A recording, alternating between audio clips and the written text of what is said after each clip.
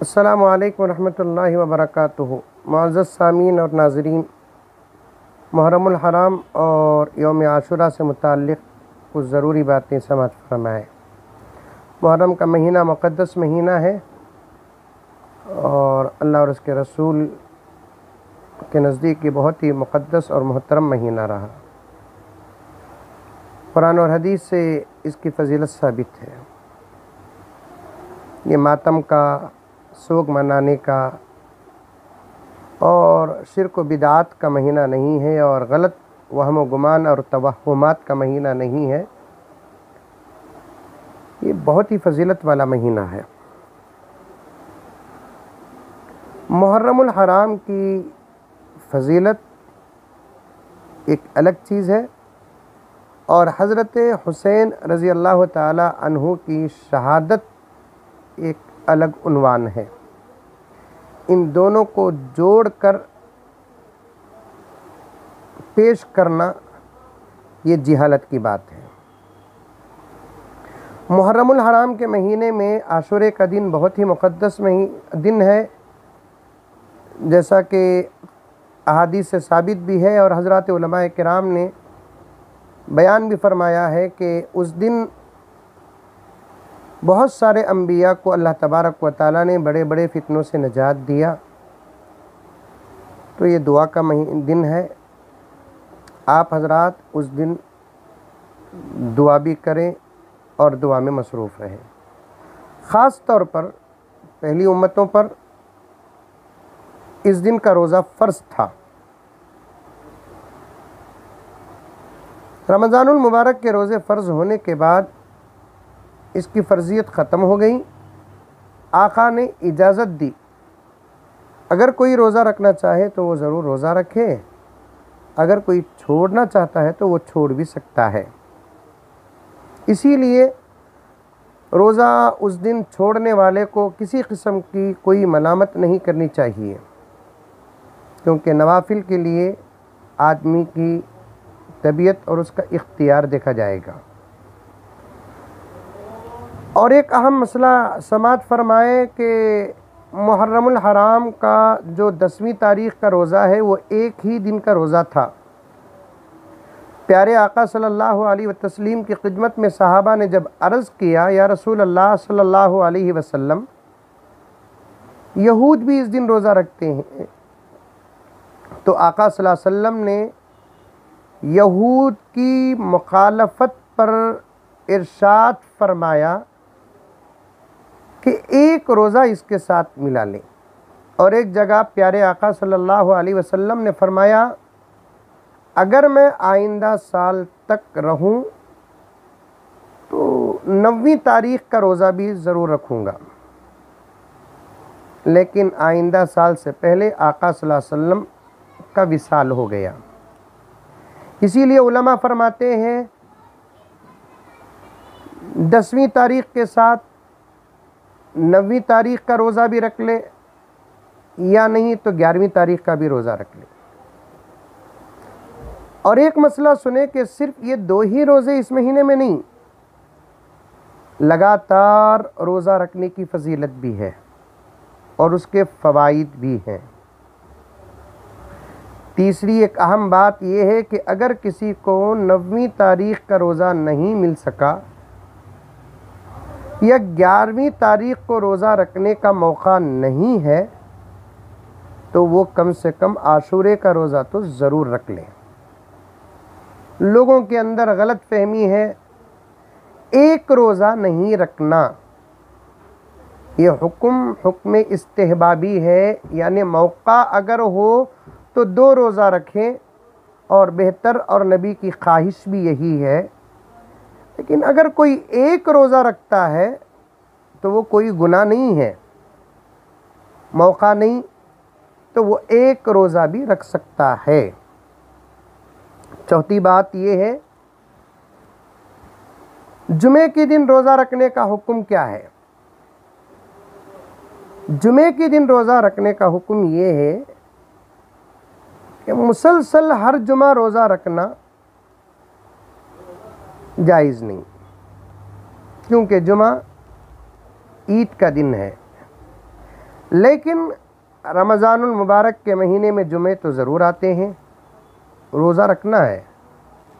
इसके अलावा यौम अरफा अगर जुमे के दिन आ जाए तो रोज़ा रखें। आशुरा अगर जुमे के दिन आ जाए या तासुआ यानी 9वीं मुहर्रम जुमे के दिन आ जाए, रोज़ा रखें। 11वीं मुहर्रम अगर जुमे का दिन आ जाए, रोज़ा रखना चाहे तो रोज़ा रखें। लोग अजीब गलत फहमी में मुब्तला हैं।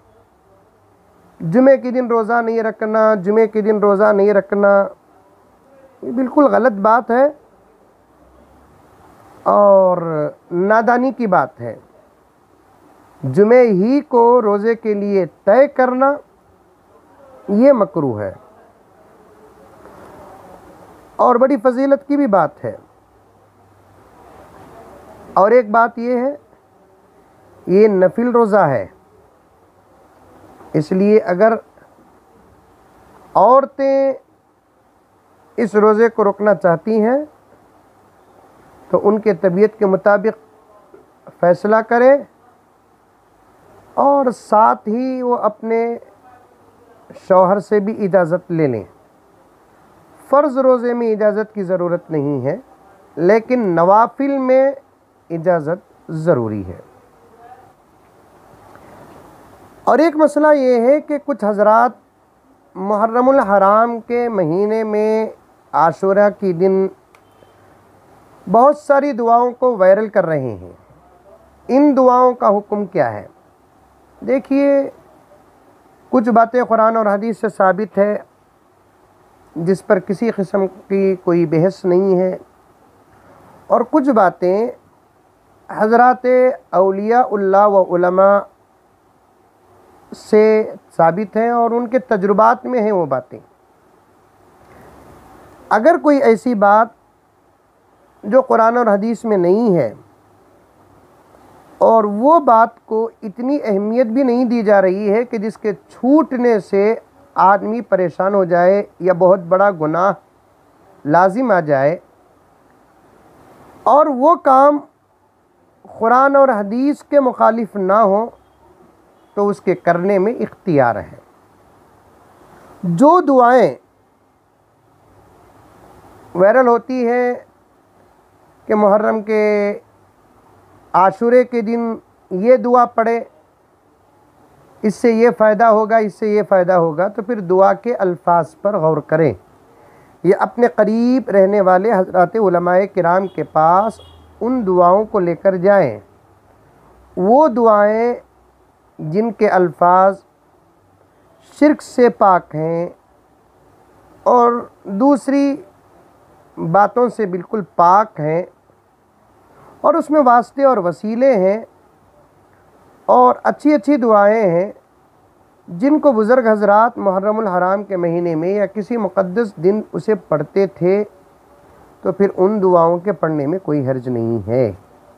बस एक दुआ है बस, क्योंकि बुज़ुर्गों के ज़ुबान से निकले हुए अल्फाज की बरकत भी एक होती है। आपको इख्तियार है, चाहे तो वो दुआएं पढ़ें, चाहे तो वो दुआएं ना पढ़ें, लेकिन शर्त ये है कि अल्फाज सही हो, शरीयत के मुताबिक हो, अल्फाज में किसी किस्म का कोई शिर्क या किसी किस्म की कोई जुमले ही ऐसे वैसे ना हो, तो तब जाकर उन दुआओं को पढ़ सकते हैं। और एक ज़रूरी बात यह है कि मुहर्रमुल हराम की 10वीं तारीख़ यौम आशूरा को अपने घर वालों पर ख़र्च करने की फजीलत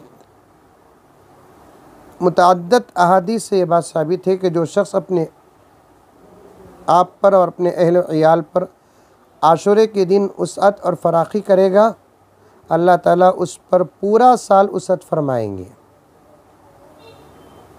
गरचे के इस हदीस पर मुहद्दिसीन ने बहस फरमाई है, लेकिन जलीलुल क़द्र अहले इल्म अकाबिर हज़रात उलमाए किराम का इस पर अमल रहा है।